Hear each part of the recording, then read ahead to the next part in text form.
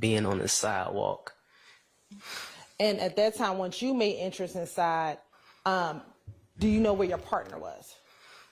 I don't. Last I checked, he was behind me, turning off of Cleveland Ave on the Steel Road. Okay.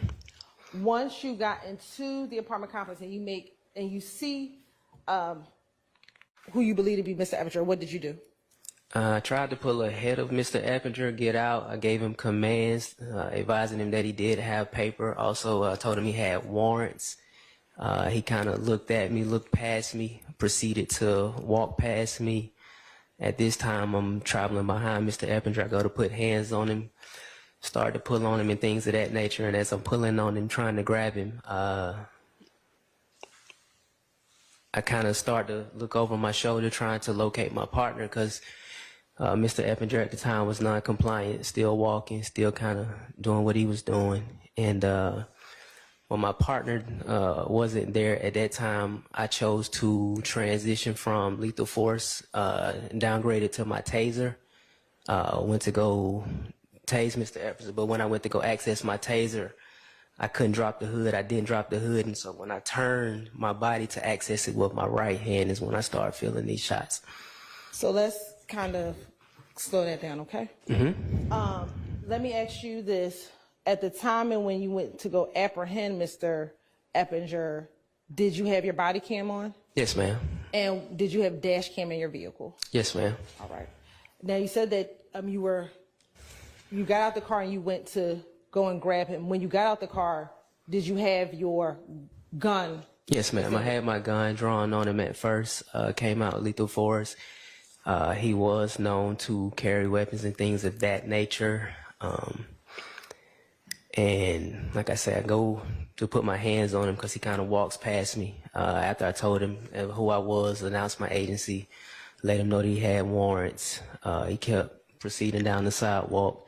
And so as I'm engaged with him, I'm kind of looking back over my shoulder for my partner, and he isn't coming, so I had to switch to another plan since I wasn't physically able to overcome him. And so at that time, I holstered my weapon and decided to switch over to my taser. I had trouble accessing my taser. What made you decide to switch from your gun to your taser? Just the sheer size of him. I knew I wasn't going to be able to overpower him, but at the time he didn't have anything in his hands. And so I felt it necessary to transition. Okay. And so when you went to go transition to your taser, were you able to draw your taser out? No, ma'am. I stumbled with my taser, with my left hand, at which time I reached over with my right. And at that point, he had flanked me and started to fire upon me. Okay. And when you say he started to flank you, what did that mean? So he had veered off to my right side. Okay. And then, did you see when he drew his weapon? I did not. Okay. What was the first thing that you felt? Just a warm sensation.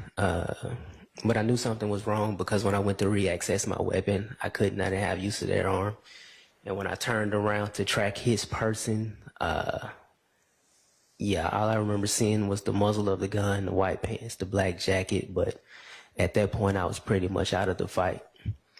And we say you were out of the fight. What do you mean? It's even after reaching for him, I feel like I remember reaching for him with my left hand, but my body was kind of beginning to shut down, probably from the blood loss. I don't know. Okay. And once you started feeling those, like that bullets and that impact, where did you end up? Were you on the ground? What happened? I remember after looking at him, I remember turning away. I feel like I took a knee. I might have even laid on my face. I sat there for a minute. I gathered myself. I got on radio, let radio know I was shot. And then at that point, Investigator Johnson came over to render aid. He pulled me around the corner, and yeah. Okay. And after that, were you taken to the hospital? Yes, ma'am. We waited on the ambulance for a little bit, but we kind of had a talk and a discussion, and I just requested to be put in one of the UC cars, and we made our way to Grady. And so you said you were talking. Were you alert at the time after being shot? Yes, ma'am. And did you eventually make it to Grady? Yes, ma'am.